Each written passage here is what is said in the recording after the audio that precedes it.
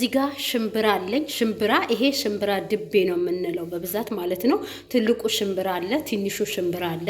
ሽምብራውን ዘፍዝፌ አሳደርኩኝ። ከዛ በኋላ የተወሰነ ቀቀልኩኝ። አሁን ምንድን ነው ማደርገው?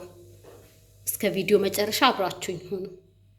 እዚህ ጋር ያዘጋጀሁትን ሽምብራ ወዴት ነው ማረገው? ኪስ ውስጥ አረጋለሁ ማለት ነው። ኪስ ውስጥ አረጋለሁ። ከዛ በኋላስ እዚህ ጋር እንደዚህ እያሸኩኝ ፍሬዘር ውስጥ አስቀምጣለሁ ማለት ነው። በብዛት የምጠቀመው ለመኮሮኒ መስሪያ ነው ማለት ነው። መኮሮኒ ባዶውን አልሰራም። ሁሌም ስሰራ ጥራጥሬዎችን አካትታለሁ። ምክንያቱም ፕሮቲን ስላላቸው ማለት ነው። ይጠቅማቸዋል። እዚህ ጋር ፍሬዘር ውስጥ ከተትኩት። እናንተም ይሄንን ሲስተም ሁሌ ተጠቀሙ። ኢኮኖሚያችሁን ይቆጥብላችኋል ማለት ነው። ጤናማ የሆነ ምግብ እቤታችሁ ታገኛላችሁ ማለት ነው። ከወደዳችሁት ላይክ አድርጉ ውድ ቤተሰቦቼ። ከተመቻችሁ ሰብስክራይብ፣ ኮሜንት፣ አስተያየት